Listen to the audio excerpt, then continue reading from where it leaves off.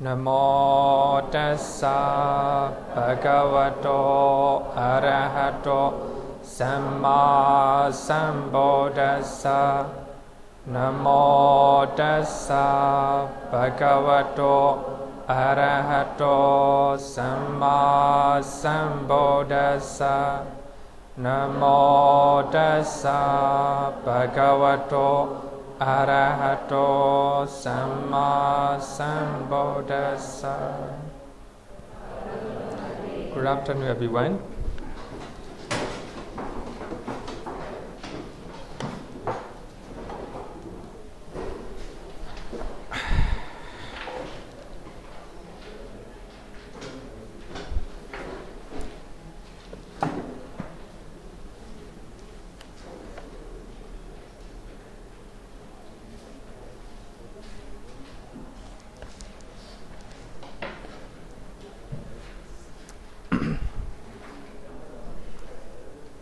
Last week we talked about before jhana, right?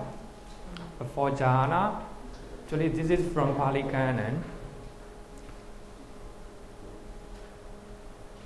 When we see that these 5 hindrances have been abandoned within himself, gladness arises. Actually here, after we abandon 5 hindrances, actually not totally, but while we are meditating, so we will be able to remove and abandon 5 hindrances. So last week we talk about 5 hindrances, right? So if we can abandon them, we will have a gladness. Then when we are gladdened, rapture will arise. So when our mind is filled with the rapture, then our body becomes tranquil. So if our body is tranquil, then we will have happiness. So if we have happiness, we will have concentration. Actually, these are the process. So here you can see the rapture, tranquility, happiness, concentrations. So all these mental factors also consist of in the jhana, right? So when we are learning 5 jhana factors, we have rapture, piti, and we have happiness, sukha, and we have concentration, ekagata, right? So all these are a part of, in the jhana also we can find these mental factors. But this is before jhana. Even before jhana, we attain jhana, so we have gladness and we have tranquility in our mind. And we have a very powerful concentration itself, right? So that I want to point out. So today, before we learn about jhana, so I want to explain the state of mind. Why we are in jhana, right? Why we are in jhana, I think I will show you a state of mind using Rupa-Kathien, how to say the chart, right? The chart.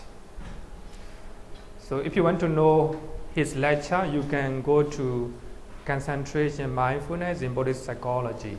So you can Google it. Actually, when I will send my note, then you can go directly to the link.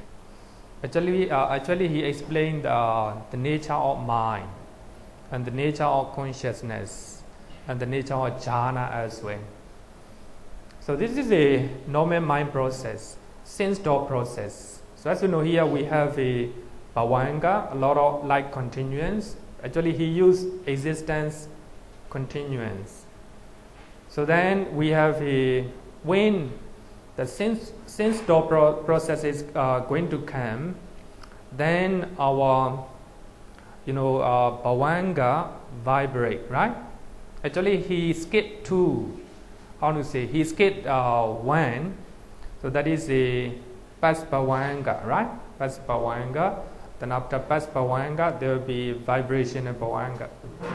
The Bhavanga will be vibrated. Then after that, stop, rest Bhavanga, right? Then after rest Bhavanga, there will be adverting consciousness. This one, 5 door, adverting consciousness. So the door is open. Then eye consciousness. Then receiving consciousness, investigating consciousness, and determining consciousness. And you can see the chart. I think it's a very beautiful one. So when you see the existent continuum, what we translate is light continuum at the bottom, right? At the bottom.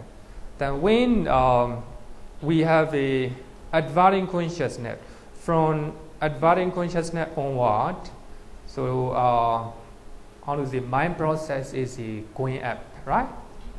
Mind process is going up. So when we are learning about comparing association of mental factor with the consciousness, or association of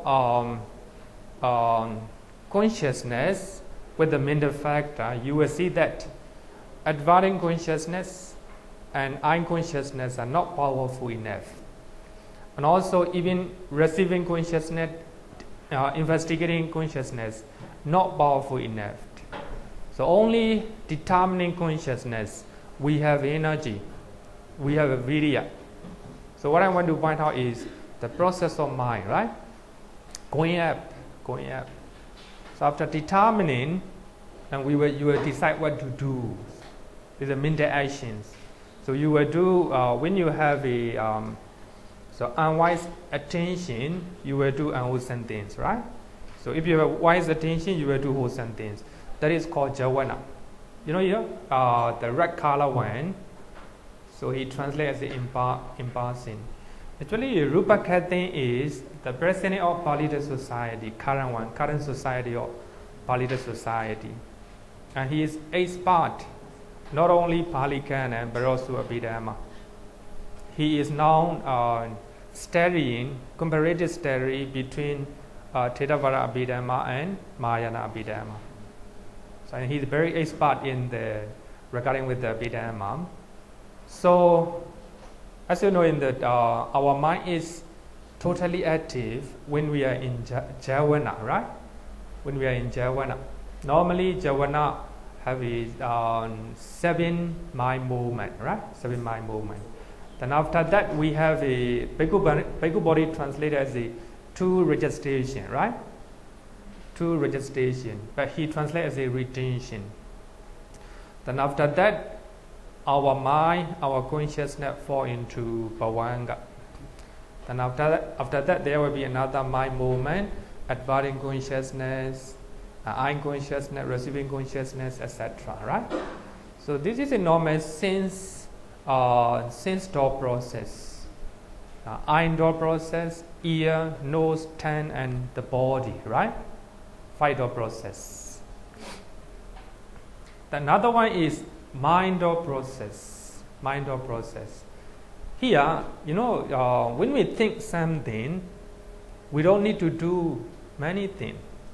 So as soon as we think about one person, so the mental image of that person appear in our mind right away, right? We don't need to investigate, we don't need to receive, and we don't need to determine. So after that, after vibrational consciousness, then there will be the rest consciousness. Then after that, adverting here, mind or adverting consciousness. Then as soon as mind or adverting consciousness, so javana. So our mind functions, good and bad things. You know, as you know, in the sense door process, after adverting consciousness, we have a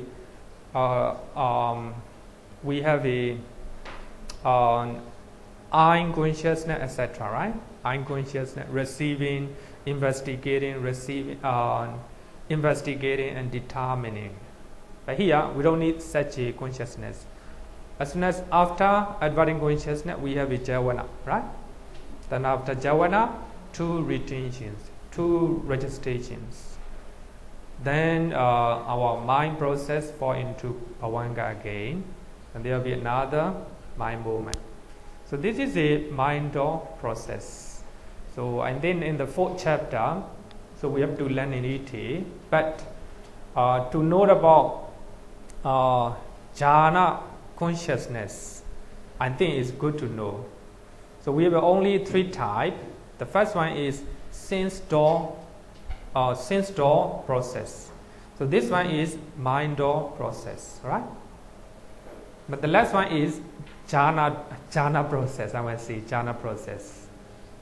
So as you know, in the first one, so when we are in Bhavanga, when we are sleeping without a dream or dreamless sleep, so our mind is very stable, very stable. So whether somebody is calling to you or somebody is making noise, you will not know it, right? When you are sleeping without a dream. Therefore, the mind process is very stable, right? Very stable. So when you get up, then there will be a lot of mind process again, right? So this is before you go to bed. Then this one, a very stable one. So this one is a lot of Bhavanga, continuous Bhavanga. But it is not, we cannot call as the unconscious mind. It is a very, how to say, an active level of conscious mind.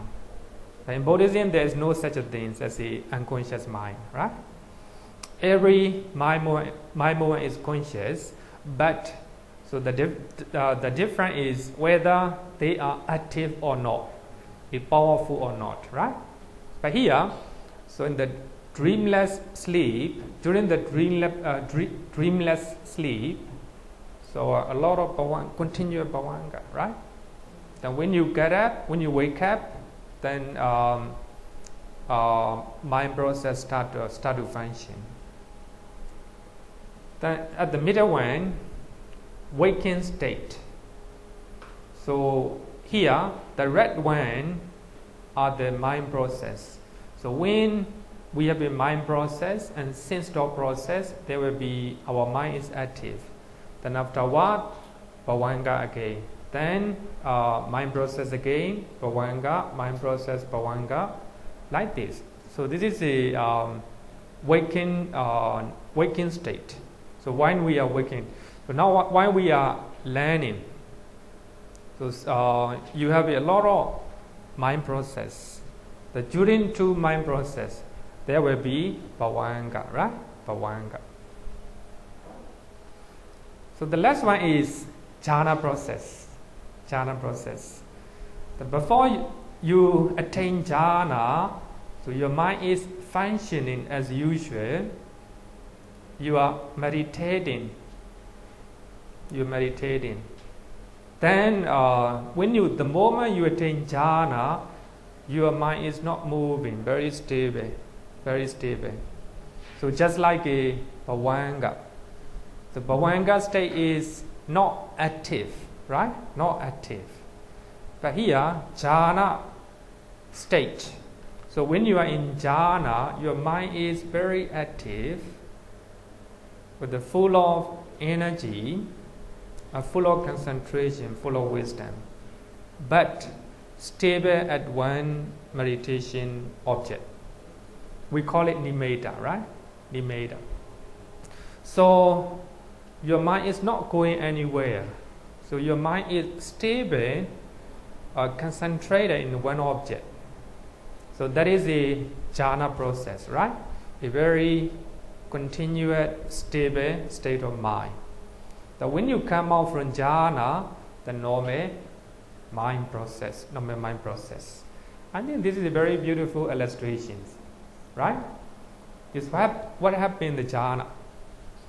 Actually, the way he explained is in accordance with Abhidhamma as well as the Sutta. But I am not 100% sure yet.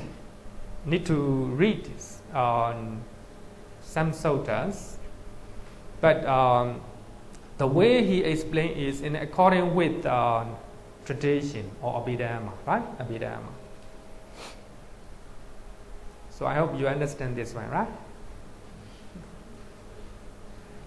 So therefore, Ajahn Brahm said that in his book, Mindfulness, Bliss and Beyond.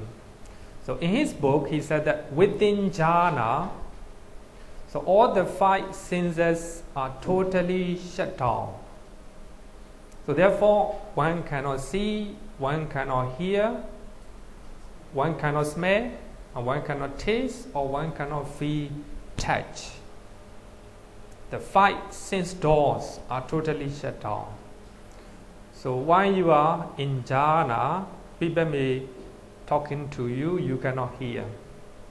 People may touch your body, you cannot feel touch.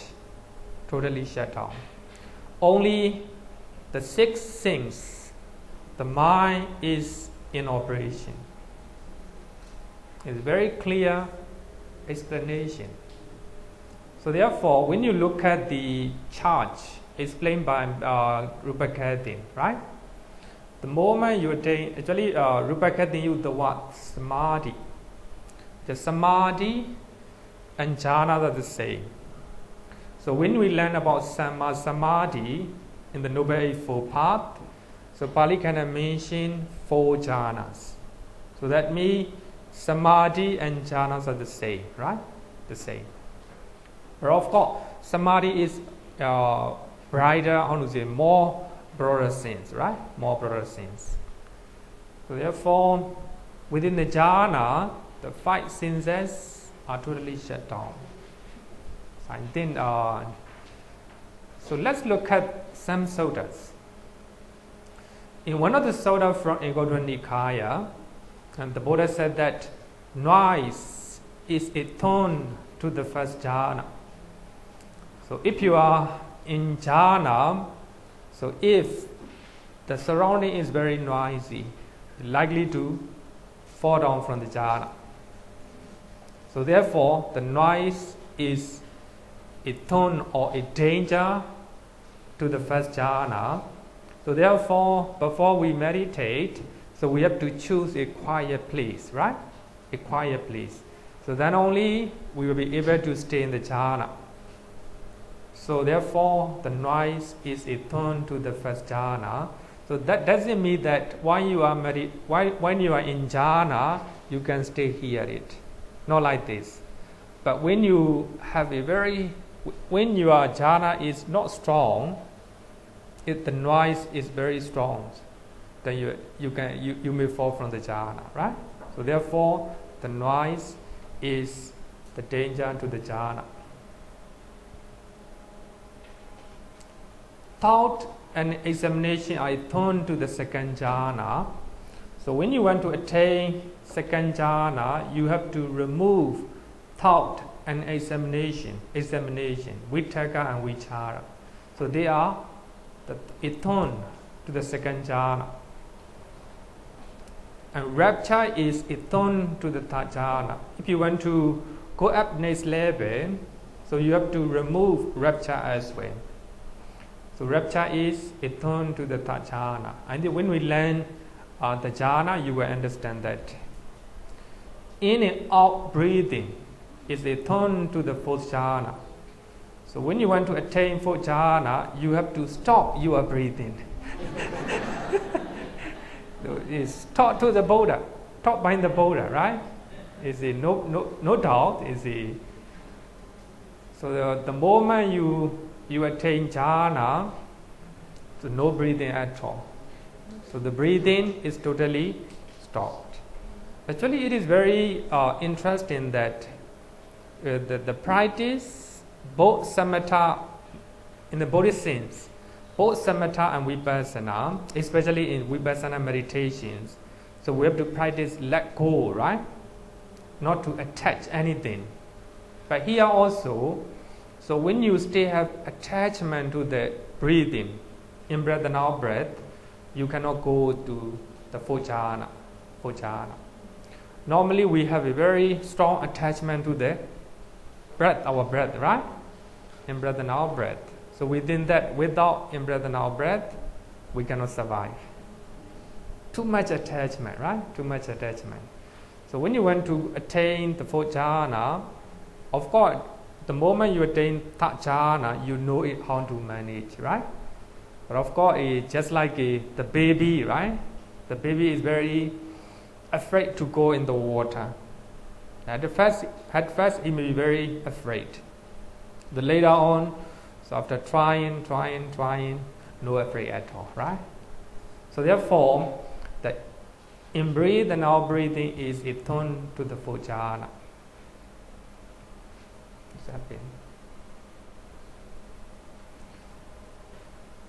So by looking at this one, so during jhana, you don't hear anything. But if the noise is too strong, stronger than your jhana state, then you may fall from the jhana, right? Another one, gradual cessation. This is also from Anguttara Nikaya. The Buddha said that bhikkhus, so there are these 9 processes of cessations. What 9? Normally we don't like the word nidora, cessation. We don't like, right? The word nidora, cessations. So the Buddha said that number 1, for one who has attained the first jhana, sensory perception has ceased. It's very important, sensory perception. So the moment you attain the first jhana, so you do not hear. Your ear start to function. Your eyes start to function. Your nose, your tongue, your body, actually consciousness, body consciousness start to function. So this is a very important one. So therefore, what Ajahn Brahm said is correct. So the moment you are in jhana, you don't see anything, you don't hear, you don't smell, you don't taste, you don't touch anything. For that reason, sensory perception. Actually, when we learn about the first jhana, you will know this one also.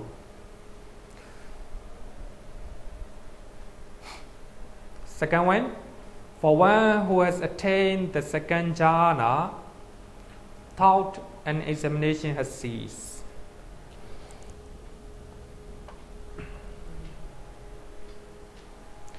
So, the moment you attain second jhana, no thought and no examination.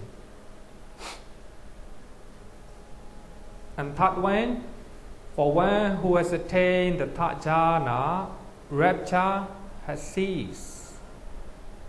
So to attain third jhana, you have to drop rapture, right? Otherwise you cannot hold. And the fourth one, for one who has attained the fourth jhana, in breathing and out breathing have ceased. This is also another sutta that talk about the moment you attain the fourth jhana, no in breathing, out breathing.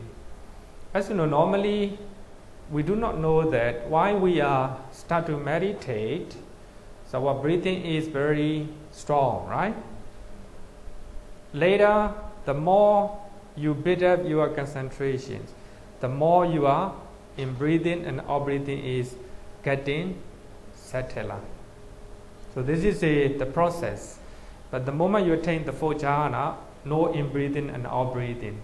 But even the slight breathing, in breathing and out breathing is a danger, a thorn for your jhana.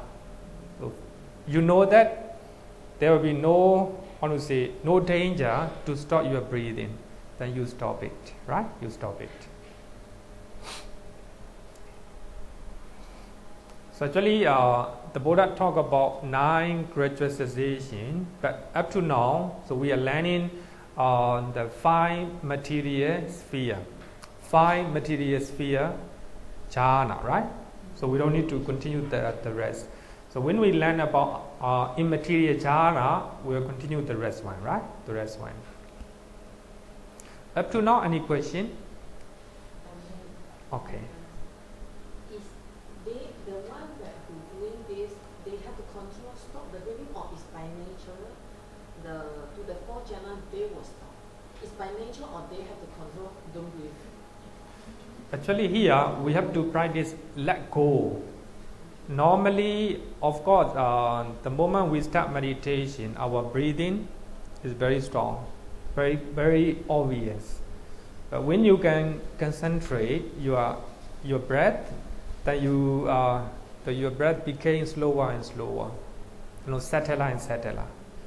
But if the third jhana is very strong, so you practice, of course, you try to reduce the amount of in-breathing or breathing. But later you know that stopping in-breathing or breathing is no danger, not dangerous. For that reason, you know it by yourself. But normally, by that time, you might be afraid of, the death. Because in our mind, we think that without in-breathing or breathing, we will die. But while you are meditating, later you will know it. You will know it. But even you did not learn from the Pali Canon, or you did not learn from the teacher, you yourself will know it. You will try yourself. Later, by stopping in breath and out breath for 1 minute, 2 minutes, like this, 10 minutes, 1 hour, like this. And later you know that no danger, right? So therefore, you may know that Ajahn Chah, and he has a paralyzed, right? Paralyzed for many years. So his disciples have to look after him. Also, Inas also look after him. But sometimes there's no in-breath and out-breath. The breathing totally stopped. But his disciple know it. He is in jhana, in the 4th jhana. But Inas doesn't know. He's afraid that, as a wisdom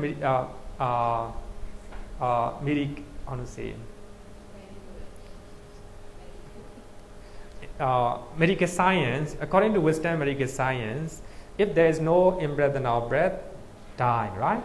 Died. So Inas is afraid of that. But his disciple know that Ajahn Chah is in jhana. But jhana means the 4th jhana, right? By that time, no breathing at all. One question on your sensory perception. You're saying when you reach the 1st jhana, you have no smell or no pain or no touch. No when touch. you say no sight or see, what does it mean? Cannot see or what? Cannot see means only mind is actively in operation. Only mind is working. Even though you open your eye, you will not see it. But if you see, that means sense sphere consciousness. No, we have learned 54 sense sphere consciousness, right? 54 sense sphere consciousness means. So when you see something, and your mind active, right? So when you hear, smell, and eat, as I want to say, smell and taste and touch, and also thinking also. Before you attain jhana, that is called kama vachara, sense sphere consciousness. So that means you know why people are talking. So that means it's not a jhana. It is just sense sphere consciousness, because your eye consciousness is functioning. So that means sensory perception. Perception means you take note a lot of things, right?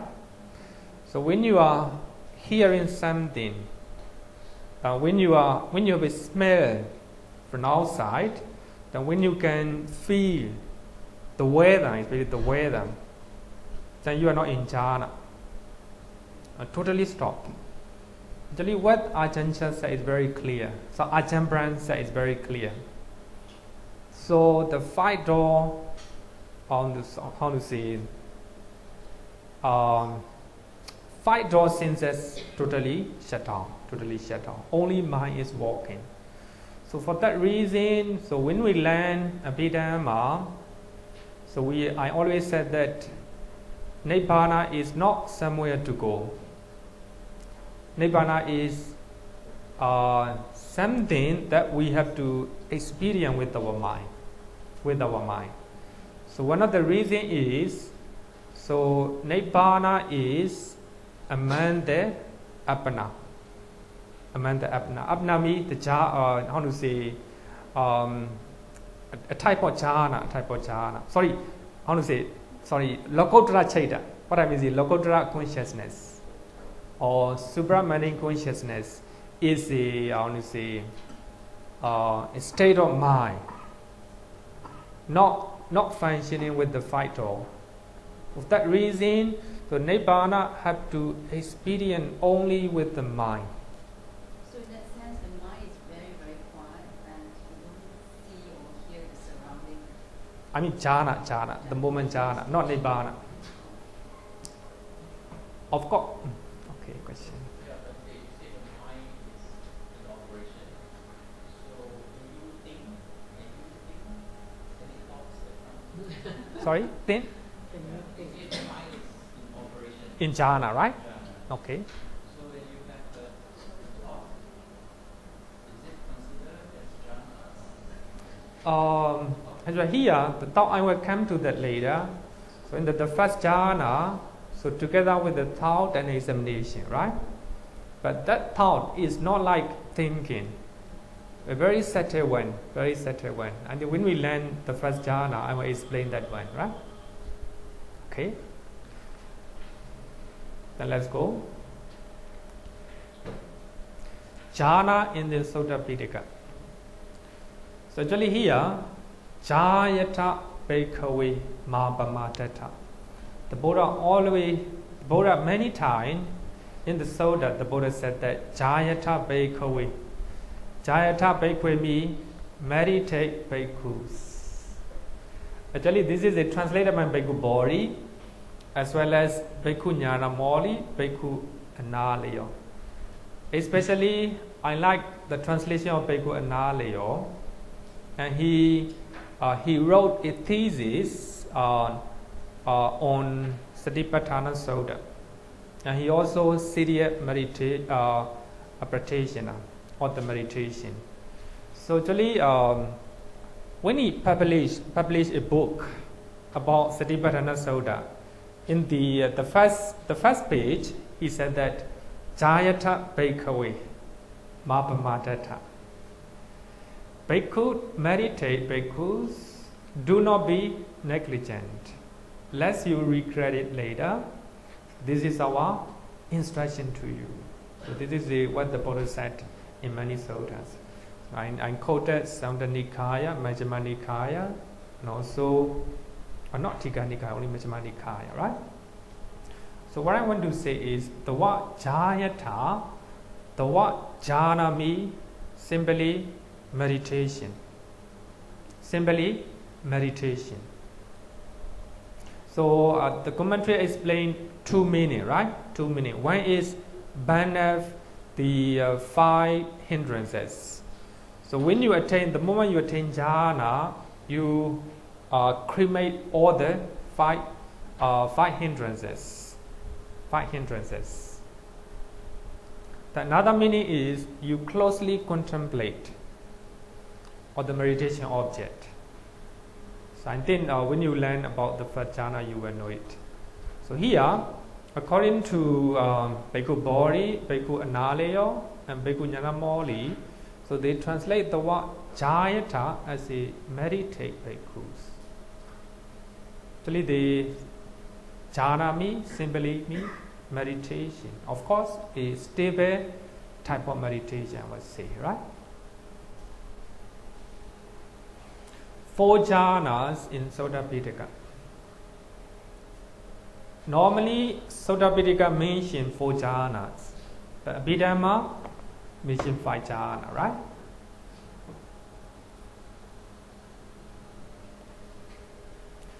Here is the first jhana. Here, secluded from sensual pleasures. Secluded from sensual pleasure. Secluded from unwholesome states. Akusalehi, akusalehi dhammehi. Sorry?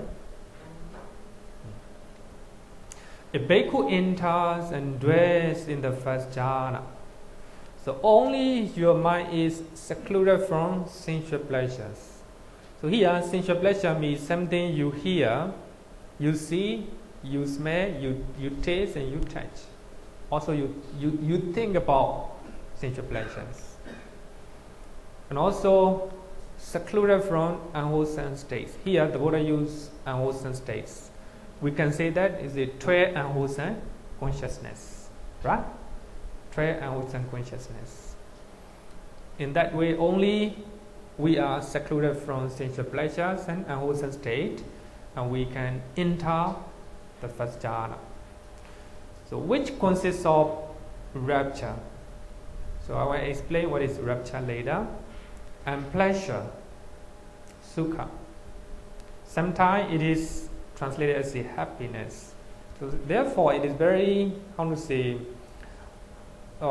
different translation. Many translators use different translations, so very difficult. So therefore, it's better to use the original one. And piti and sukha. So later, I will explain what is piti and what is sukha. And bono seclusion. Bono seclusion. This is very important one, because sometimes we have a lot of rapture and pleasure in our mind, right? But it is connected with the sensual pleasures. So when you see something, you will be rapture in your mind and pleasure in your mind. And when you hear something, that these are connected with kama vachara cheta, sense sphere consciousness, right? Sense sphere consciousness. Here, no sense sphere, not connected with the sense sphere consciousness. It is bono seclusion. So, secluded from sensual pleasures, accompanied by thought, together with the thought, the first jhana, right? And examination, vichara. So actually, vitaka is sometimes translated as a initial application. In the book, Bhikkhu Bodhi used initial application, but in his latest translation, he used thought. He used thought, and he used examination. So in this book, vitaka is used as an initial application, and vichara is sustained application. This is also not wrong, but we'll follow the latest translation of Bhikkhu Bodhi. So this is the first jhana. Do you understand? I think you may very difficult to understand. So therefore, we I think for those who are meditating seriously, they may understand this one, because it's come from their own experience. Okay, so later I will explain in details. So this is the first jhana in Sutta Pitaka, and second one, so subsiding all thought and examination. The second jhana, no thought, no thinking, no examination. And he enters and dwells in the second jhana, which has internal placidity, internal placidity. Actually, internal placidity means samadhi chan.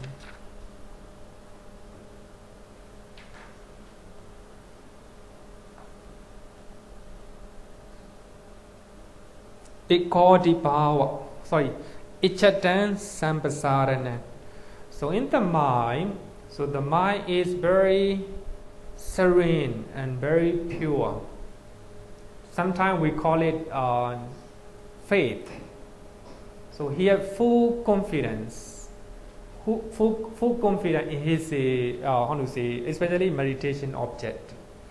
So in the first jhana, no confidence yet, but in the second jhana, full of confidence, and which has internal placidity and unification of the mind.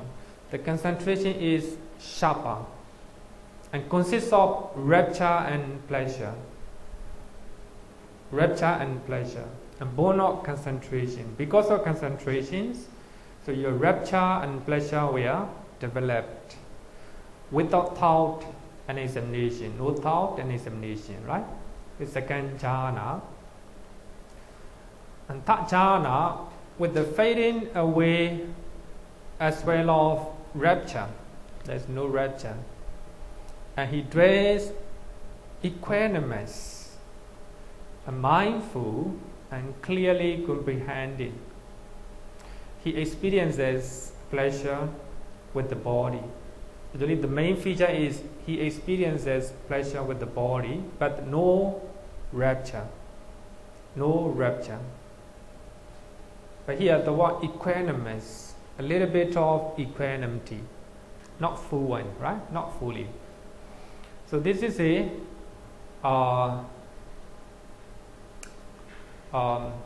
he enters and dwells in the third jhana, of which the Noble One declared he is equanimous.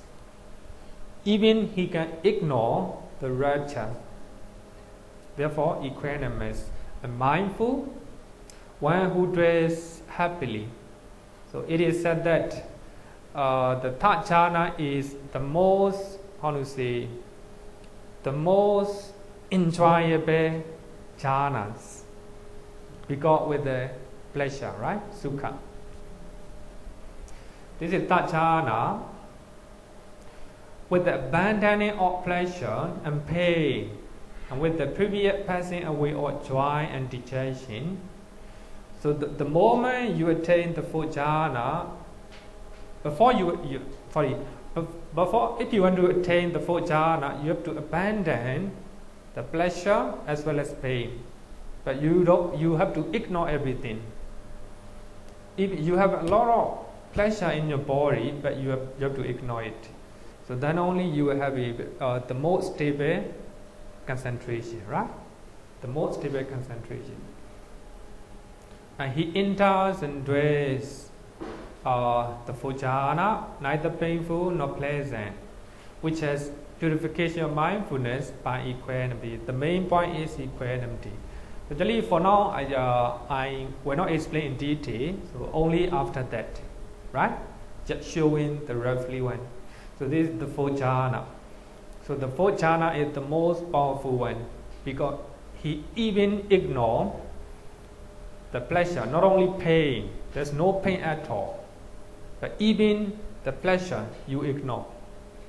So that means your mind is undisturbed, stable, right? So therefore the Buddha described this one as a polished mirror, right? Polished mirror. So you can see everything. So after attaining the fourth jhana, the Buddha inclined his mind, right, to see his previous life, the life of other beings. In this way, he sees the nature of suffering, the original suffering, the cause of the cessation of suffering, and the path, right, the practice. So this is the fourth jhana. Then we'll go one by one, right, one by one. Now we are learning 12 material sphere consciousness. And we have two translations regarding with the Rupa Vajra Cheda. So some people would prefer form, Rupa Vajra form jhana, and Arupa Vajra formless. Actually, so when we learn meditation, when we learn about jhana, and then you will understand that it is the name, the 5 material sphere is very meaningful. So and then when we are meditating, suppose in breathing, right? Breathing, then the moment you're in the first jhana, your breathing is very subtle, very refined, right? So therefore, the matter of material phenomena is 5, right? So therefore, we use the word 5 material sphere consciousness. So sometimes you may use the word form sphere consciousness. You can also use it. Because the word rupa, right? Rupa means form. But it is not, how to say, it is a refined one, right? It's not a gross one. For that reason, for me, I prefer fine material sphere consciousness. Because Mr. Pierre Tan doesn't like this one. Okay. Number 1, fine material sphere wholesome consciousness. So we have 5 wholesome consciousness, and we have 5 resident consciousness, and we have 5 functional consciousness. Altogether, 50. So these are 12. Wow, I mean, what they have 55 material sphere consciousness. Altogether, 50. Right? I need to change this one. Sorry. So 55 material sphere consciousness, right? Actually, you know that the 5 wholesome 5 material sphere consciousness experienced by worldlings and by trainees, right? Puthojana and Sikha. So when you are meditating as a Puthojana, when you are meditating as a Sotapanna, Sakadagami and Anagami, and you are jhana, chaita will be wholesome 5 material sphere chaitas, right? Chaitas. So their corresponding reset arise only in the 5 material world. So actually, as the corresponding 5 resident chaitas, so where arise only you are in Rupa Loka, 5 material world. But here, when you are in human raw, so there is no resident consciousness, right? So only you have a wholesome 5 material wholesome consciousness. So this one, 5 resident consciousness. At the moment you have a rebirth in the 5 material realm, and the moment you are staying there as a Bhavanga, and the moment you die there, right? These are the result of wholesome consciousness. And we have a 5 functional consciousness. So this is experienced only by the Arahant. So as normal we have learned that, right? Only by the Arahants. So altogether 50, right? 50.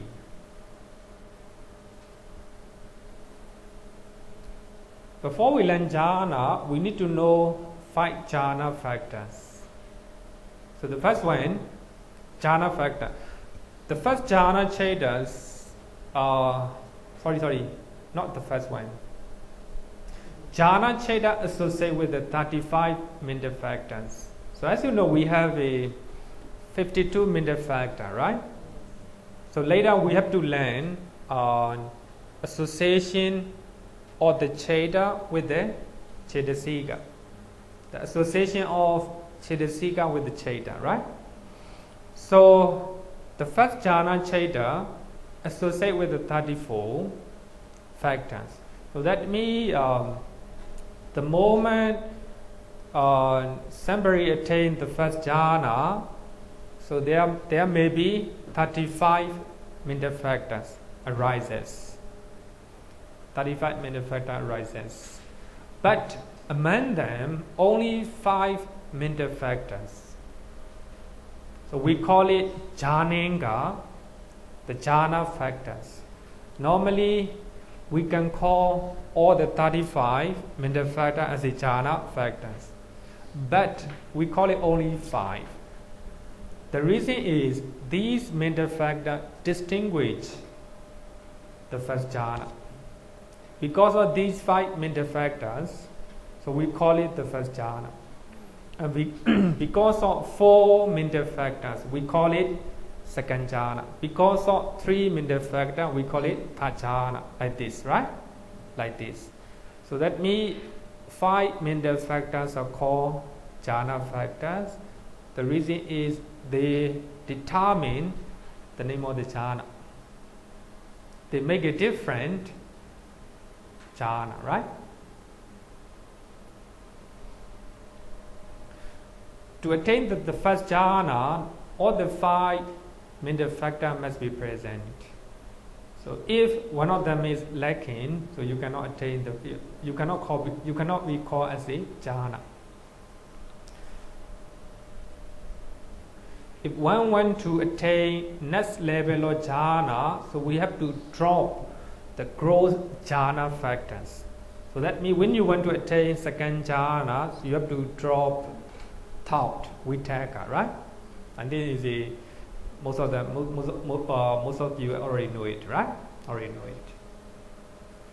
So we have 5 jhana factors. The reason is they are prominent the moment we attain jhana, right? Based on those 5 mental factors, we have to determine the jhana name, right? The first jhana or second jhana, or like this, right? Suttas in Abhidhamma. As you know, the Sutta Pitaka always mention 4 jhanas. So Abhidhamma mention 5 jhanas. The reason is Abhidhamma divides the first jhana into 2. So that means the first jhana 5 mental factor, the second jhana only vitakka is dropped, and third jhana vitakka and vichara, right? Vitakka and vichara. For that reason, so Abhidhamma talk about 5. The Sutta always mention 4 jhanas. Many of the suttas. But in some suttas, of course, the Buddha did mention about 5 jhana, but he didn't give the name, right? Normally, we can find 4 jhanas in suttas. But in some suttas, I will show one sutta among them. So the Buddha mentioned the different level of jhana stage. Then we can call it 5 jhana in those suttas, right? The reason, the commentary literature give the reason for that. So the intellectual people, so when they are meditating, they attain the first jhana. So when they want to go to next level, second jhana, so they drop vitakka and vichara together, because they are very intelligent, they are very bright, right? Very bright. They know what to do and how to do. But some people are not intelligent enough.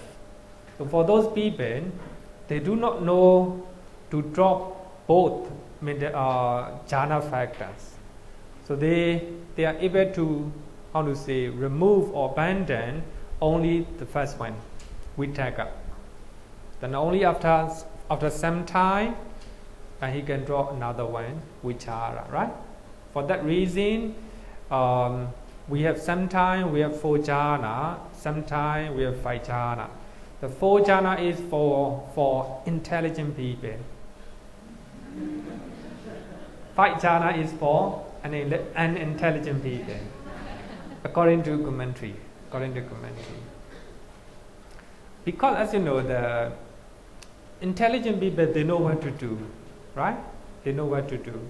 For that reason, while they are in jhana, during their jhana, they know to remove vitakka and vichara together.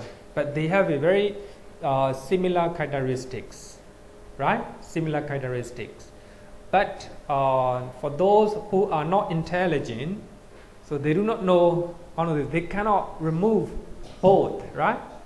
So they have to remove one by one, right? One by one. Okay, let's go. 5 material sphere wholesome consciousness. Here, first consciousness, first jhana wholesome consciousness, together with the thought, number 1, and examination, rapture, pleasure, and one-pointedness. So these are 5 jhana factors. 5 jhana factors. the first jhana, wholesome consciousness, together with the thought. Sometimes, actually, Bhikkhu Bodhi use in this book initial application, and examination, sustained application, rapture, pleasure, and one-pointedness. And then you can see the book. You can see the book, and you can take note, right? So this is the first jhana, according to Abhidhamma. And second one, second jhana, wholesome consciousness, together with examination. So there is no thought, no initial application at all, right? Have to drop to go next step. With the examination, rapture, pleasure, and one-pointedness. And third jhana, wholesome consciousness, together with the rapture, pleasure, and one-pointedness. Here, no examination. And fourth jhana, wholesome consciousness, together with pleasure, sukha, one-pointedness, ekaggata. And fifth jhana, wholesome consciousness, together with equanimity and one-pointedness. One-pointedness. So this is a five material sphere wholesome consciousness according to Abhidhamma. I think here you can see the nature of Abhidhamma. So Abhidhamma trying to complete all. Complete all. Most of the Sutta mention 4 jhana, right? Only 4 jhana. But Abhidhamma want to give a message, a special message to the people. We can divide 5 jhana. We can divide 5 jhana, right? A special message. So it's also a very important one. Okay, so let's look at talk about jhana factors. So what is thought in the jhana? Actually, we are not talking about normal thinking, right? Normal thought. We are talking about vitakka in jhana. Vitakka in jhana. The moment you attain jhana. So the nature of vitakka is that it directs the mind toward the object, toward the objects. Actually, to make it simple way. So now you are sitting in the room. Normally, your mind is directing to different object. Sometimes your mind direct to your family while you are sitting here, right? Sometimes your mind direct to the restaurants to eat food, like this, right? So your vitakka is bringing the mind to the different object. So therefore, our mind is restless. So for those who are bringing their mind to my teachings, then you will have a better understanding, right? For those who cannot bring your mind to my teaching, and you will not get everything, right? Like this. The nature of vitakka, it bringing the mind to different object. But here, we are meditating, right? Meditating. Suppose I will explain based on the breathing meditation, right? So when I teach immaterial jhanas, I will use different method, so that you will get 2 meditation method, right? So our meditation object is our breath, right? Our breath, in-breath and out-breath. So when we are meditating, so we have to bring our mind, bring our mind to the meditation object, to the in-breath and out-breath. So your mind may go somewhere else, but vitakka bring back to the meditation object, in-breath and out-breath. Then go again, then vitakka bring again. So this is the function of the vitakka. It directs the mind toward the object. So therefore, initial, application of the mind. Initial application, trying to apply, right? Initially, bring to meditation object. It is not a gross thought or thinking. Normally we have a lot of thinking, right? Even not a lot of thinking. But Vitakka in jhana process, not like this, very stable, very settled one. It is automatic movement back into the objects of meditation. It is you have a direct automatic direction to the meditation object.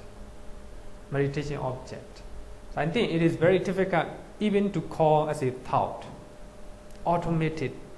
Because the reason is you have been meditating for a long time, using breathing meditation, right? Breathing meditation object.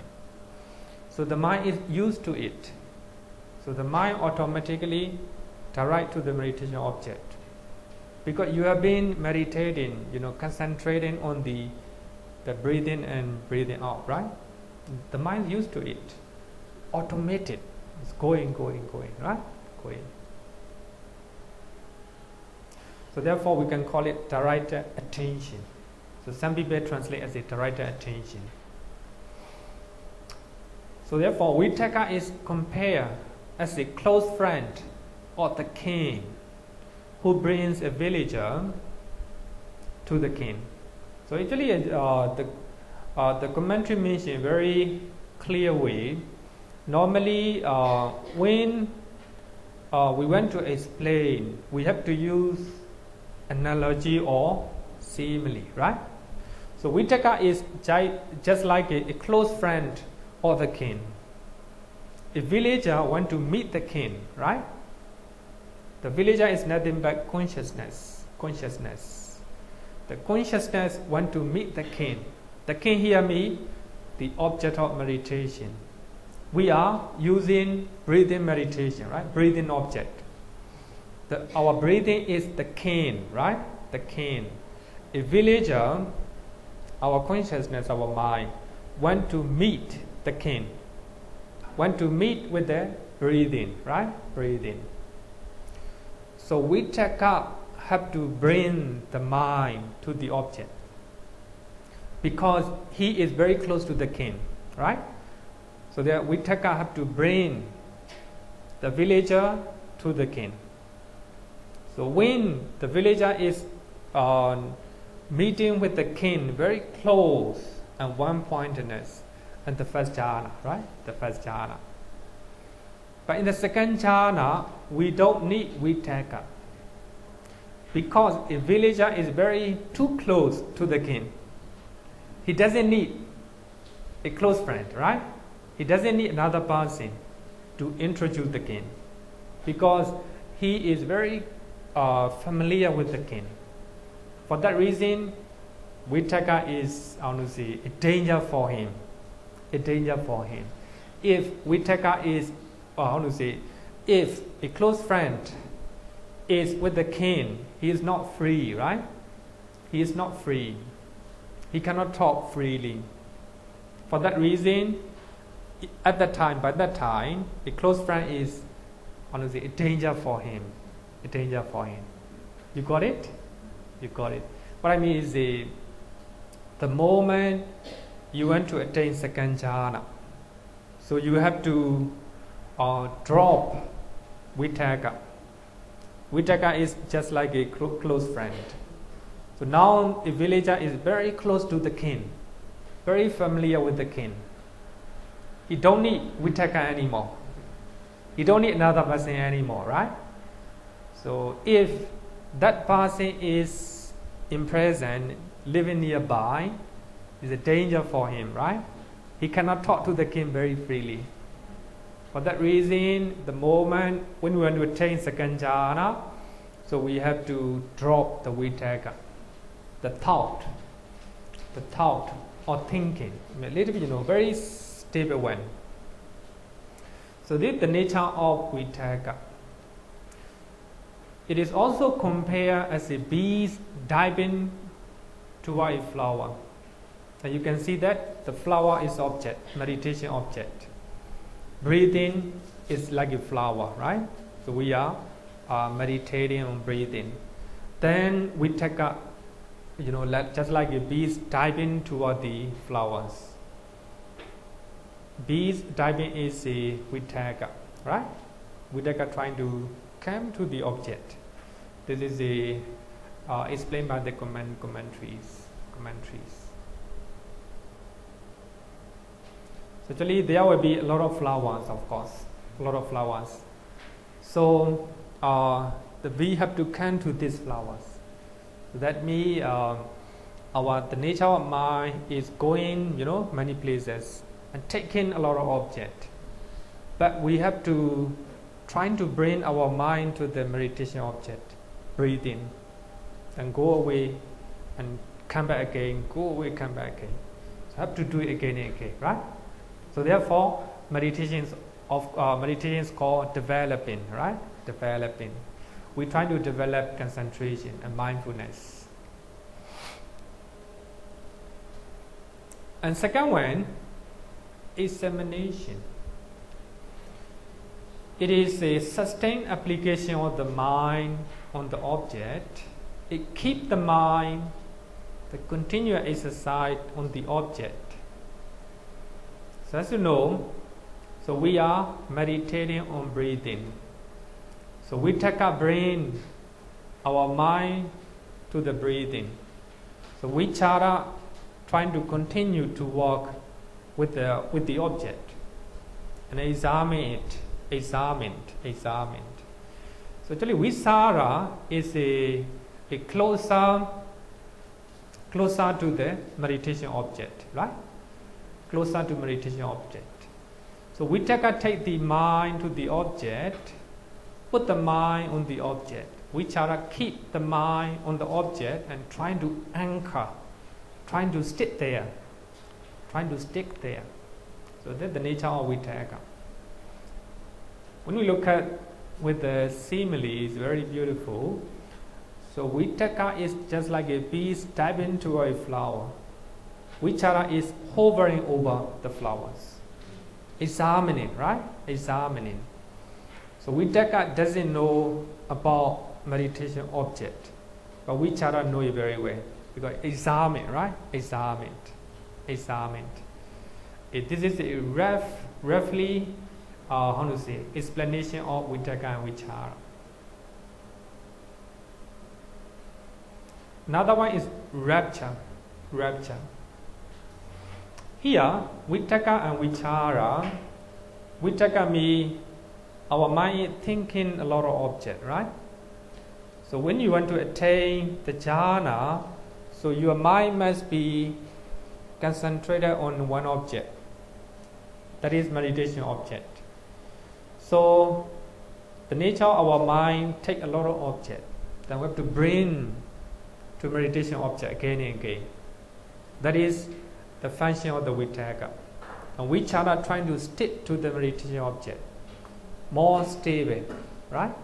Getting stable. And examine the nature of breathing, right? The nature of breathing. In Satipatthana Sutta, therefore, so we have to know that while we are breathing long, so we have to understand we are breathing long. So while we are breathing short, we must understand that we are breathing short. That is the nature of Vichara, right? Vichara. Rapture. Piti is a joy or a delight in the meditation object. So actually this is when you have piti in jhana, while in meditation, you have a joy and pleasures. So with this, one will experience a pleasurable interest in your meditation object. So when you have piti, when you arrive at that piti level, even before the jhana, you want to do meditation again and again, right? For ordinary people, meditation is very difficult, right? Very difficult. For those who have jhana, especially the first jhana, so you you want to continue again and again because of piti. So you have a joy in your walk, in your meditations. So actually, pleasurable interest. This one is very beautiful one. So you have an interest in your walk. At the same time, you have a pleasure as well. So the pleasure not connected with the sensory pleasures, right? Not connected with. So when piti is present in the mind, it refreshes the mind and the body. Actually, it's talking about the nature of piti. The nature of piti. Actually, not from the jhana. So when we learn about jhana, then I will explain a little bit more than that. So therefore, the meditator can meditate for many hours because of piti. Because of piti, right? Because you have a joy and delight. So without joy and delight, you will not come to the temple, right? But of course, the first jhana and second jhana, you still have to try, right? You will want to go many places to enjoy. Then we take our brain to the temple. Then we trying to examine to find a joy, right? To find a good things in the temple. But the moment you have a joy or piti to come to temple, so you will always come to the temple. So this is a joy in our walk, right? A joy in our walk. So here also, when we have a rapture in our mind, because of concentrations, then we want to do meditation for many hours. So that is the power of rapture. Another one is happiness, sukha. It is a pleasant mental feeling, which is a born of detachment from sensual pleasure. That means here the mental pleasure means not connected with the sensory sensual pleasures. It is come from concentrations.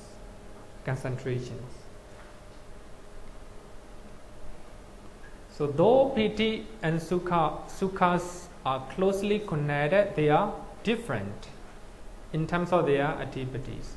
So when we learn about cetasika, mental factor, you will know it. So piti belong to sankhara, the aggregate of mental formation. Sukha belong to aggregate of feeling. That means sukha is feeling, piti is not. Piti is sankhara, right? Sankhara.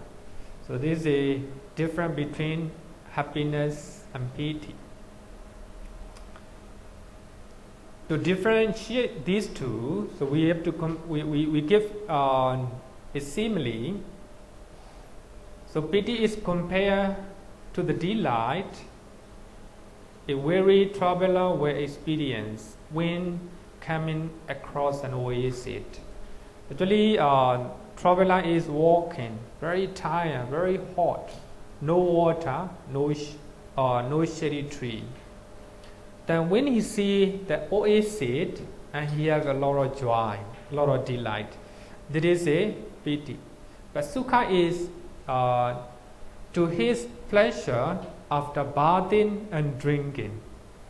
So by the time he have piti and he stay thirsty, right? But here sukha means bathing, just like a bathing and drinking. So the moment you have happiness and sukha, and you are mentally and bodily totally different with the piti, right? Then the next one is one point, the most important one in the jhana. So without ekaggata, you cannot attain jhana. Ekaggata literally means a one-pointed state. So eka means one, Agami pointer or peak, the peak, the higher things in the mountain or the higher place in the building. So that is called Aga. So therefore, Itadaga means Venerable Moggallana is the highest to perform psychic power, right? Here is the Aga. Here also, so when you have the first jhana, so this is the higher experience of jhana. So therefore, Agami, the peak. So therefore, so the one Agami, the peak of something, there's a mountain or building. So here, regarding with the jhana, so that means the summit or the jhana experience. So the moment you attain the first jhana, that is the peak and the higher experience. Then when you go to the second jhana, that also together with Ekaggata, one-pointedness. Only you have one-pointedness in the second jhana, third and fourth and fifth jhana, you will have, you can call it jhana, otherwise no. So therefore, one-pointedness is the primary component and the essence of five jhanas. So therefore, among the five jhana factors, one-pointedness is the most important one. So only you have one-pointedness. Actually, one-pointedness and samadhi and jhanas are the same, but of course different usage. So Ekaggata is wider, used in Abhidhamma mostly, but samadhi is used in Sutta, is a wider usage. But jhana is more higher type of concentration, I would say, right? Concentrations. So we have a five jhana factors.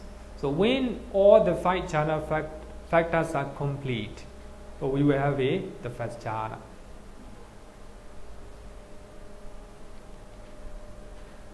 Any question? Not explain yet. Just explaining the jhana factors. So I think today I think 4 o'clock. Any question? Okay. When you reach the fifth jhana, the one-pointedness will disappear. Oh no, not word. They still be. Yeah. Comes after, like, Actually, one-pointedness means it is talking about concentrations. concentration. But of course, at the fifth jhana, you reduce the amount of feeling. Therefore, it is became equanimity. Normally, we have a lot of feeling, right? A lot of feeling, and a bad feeling and good feeling. For that reason, our mind is not steady, not tranquil, and not concentrated. So suppose if you are angry, right? You have an angry feeling. So when you are very happy, elated, then there is a pleasurable feeling. When you're painful, there's a painful feeling. By that time, your mind is not concentrated, no concentration, no one-pointedness. But in the fifth jhana, we try to reduce the amount of feeling up to neutral feeling, equanimity. Then the mind is very stable now. Even the rapture, even the piti is shaken. Somebody want to ask any question?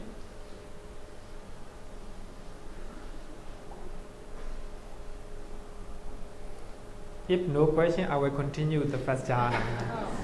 I know, but we still have a time. As you know, the first jhana together with 5, is it okay? I think we are normally we supposed to teach up to 4:15, right? 4:15. No question, have to teach.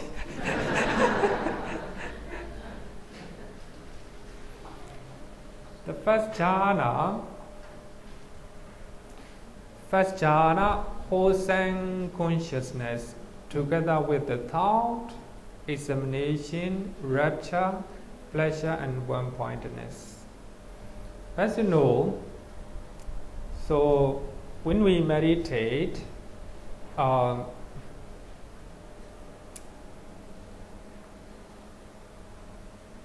I have to teach this one first.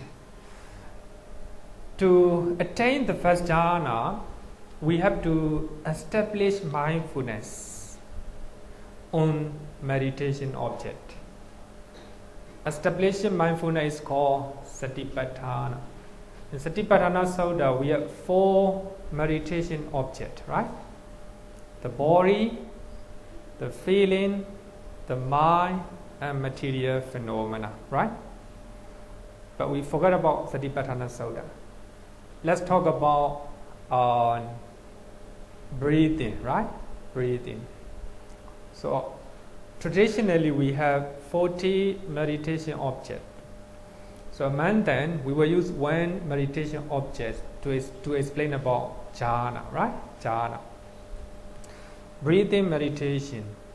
That is the anapanasati, right? Anapanasati.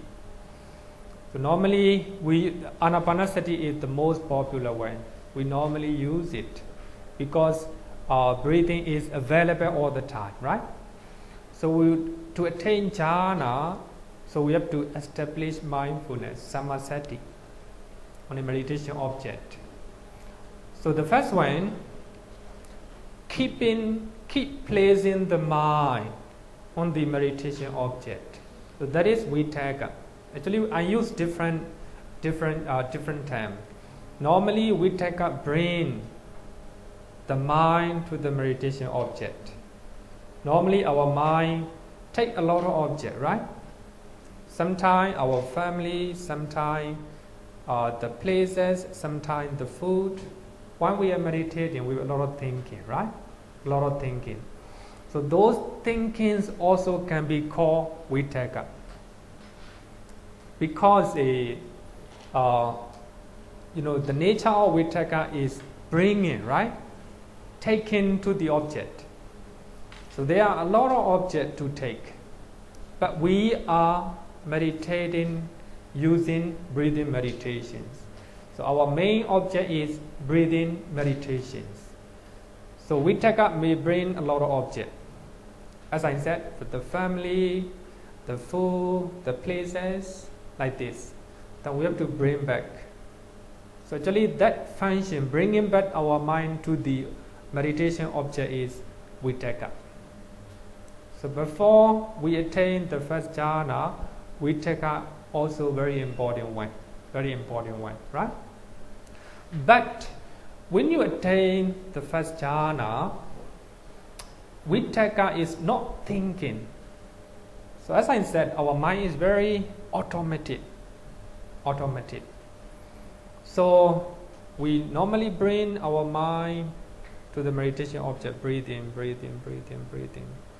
So even the moment you attain the first jhana, so your mind is only one object, concentrating only one object, breathing. So that breathing meditation object is not normal one, getting sati. For that reason, we call it 5 material sphere, right? 5 material sphere consciousness. The reason is our object of meditation is refined, not gross at all, right? So at that time, the moment we attain the first jhana, vitakka is very automatic, just moving our mind to the meditation object, right? But the mind is stable at that point, very stable, right? So this is a vitakka, the nature of vitakka.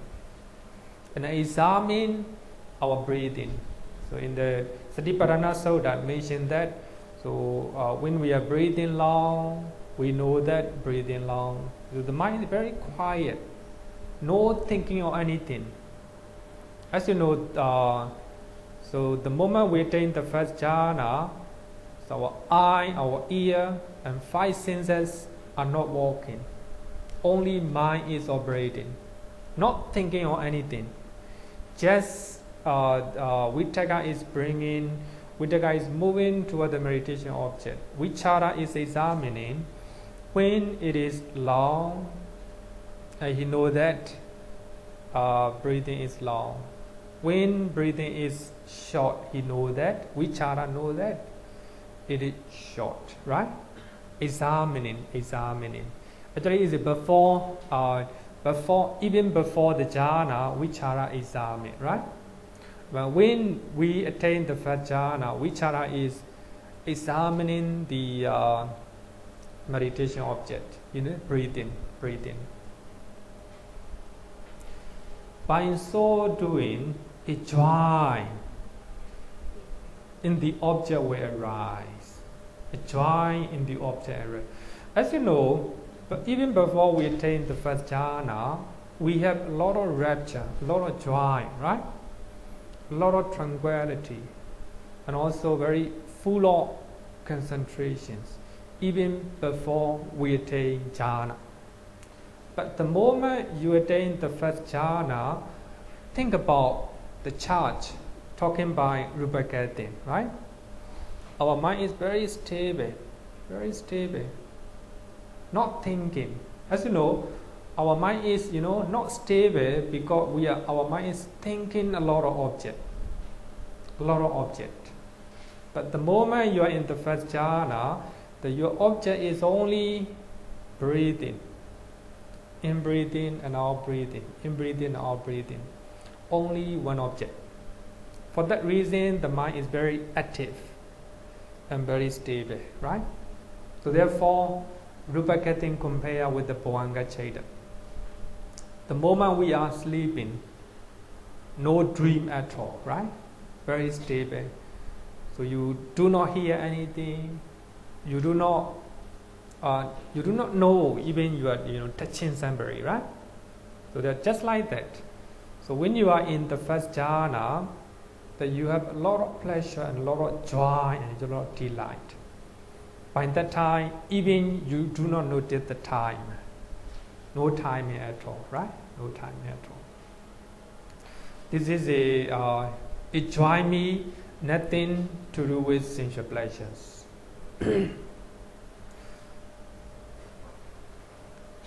Then pleasure or happiness in the body and mind will give rise. As you know, especially the rapture of piti is stay and stable.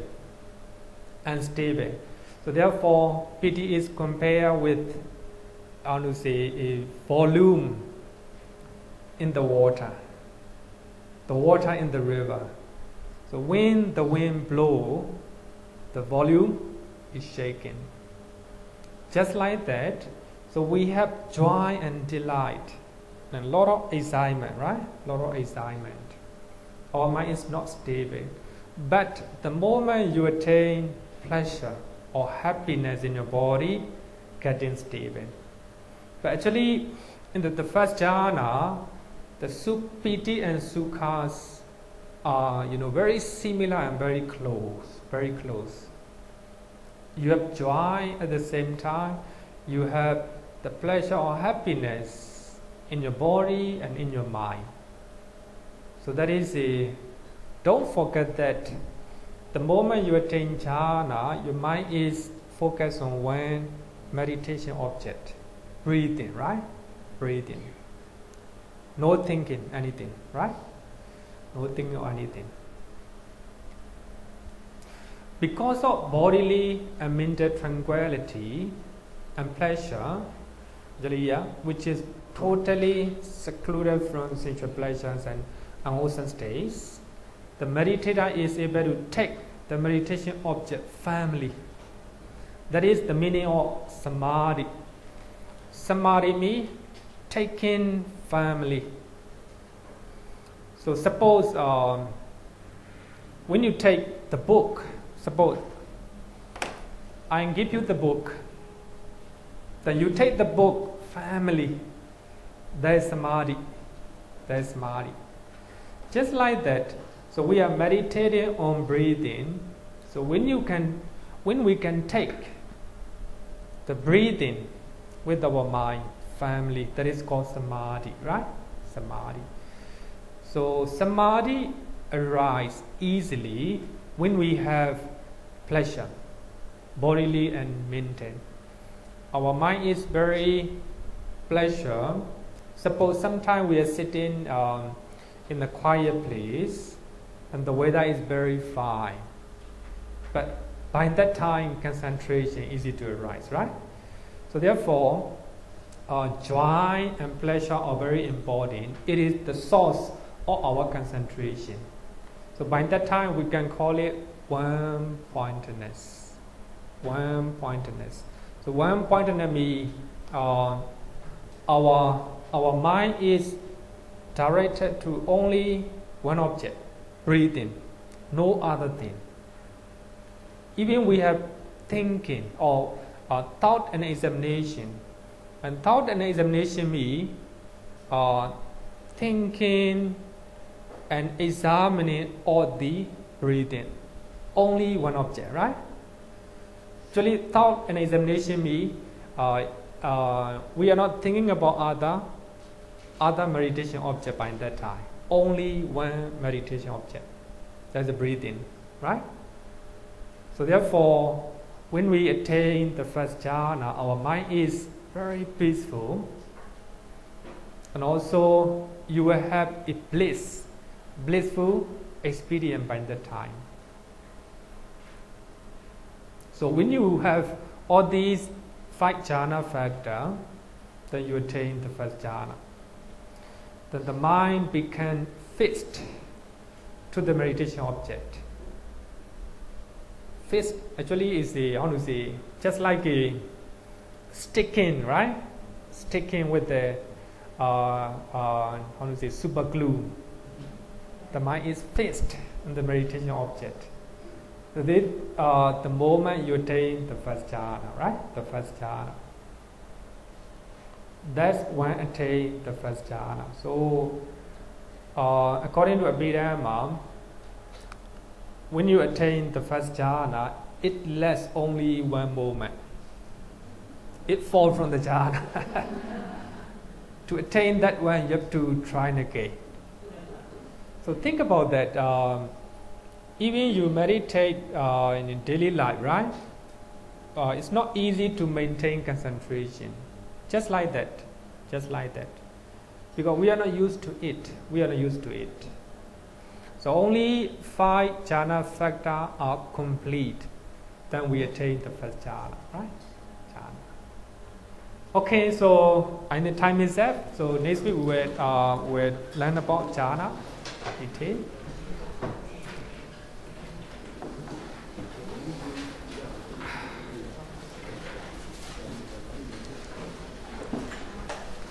Oh, excuse me, we have one announcement. Sorry. Sorry, I'm waiting for 1 week. For the benefit of those who were absent last week, just an announcement that this coming Monday, 7:30 at this hall, there will be a talk by Bhante Sutta Rakita. Right? Bhante is an African monk who got encountered with Buddhism in India in 1990, and then after that he was ordained as a monk in the year 2002, I think. Right? So his teacher is the late Sayadaw Guru Sivananda, and his meditation teacher is Kiromula Gunaratana of Bhavana Society in USA. His talk topic is called "If I Use My Well Skillfully." So when you heard of the word well, I think most of you will think about money, right? So let's see what Bhante is going to talk to us about well. Whether it is the money that we are thinking about. Okay? So hope we see you all on Monday, this coming Monday. Thank you.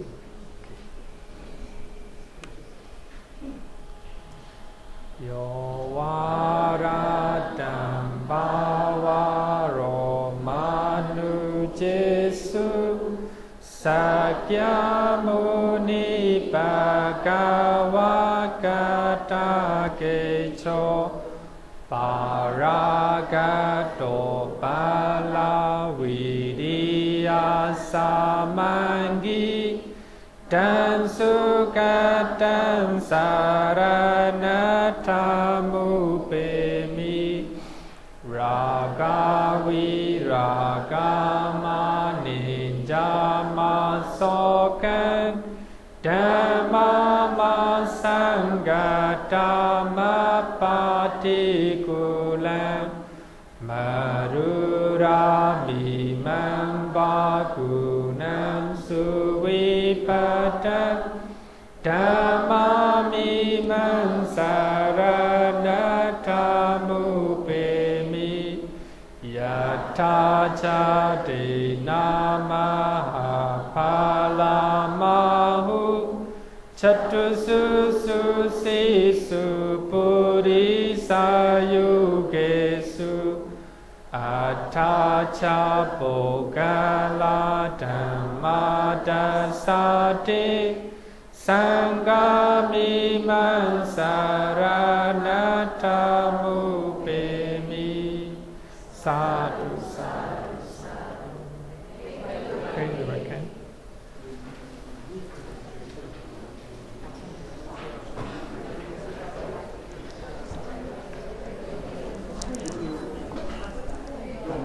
Are you teaching next week on the five mastery jhana? The five mastery. Yeah, we'll teach it. Yeah. Good. Yeah. Following up on the question.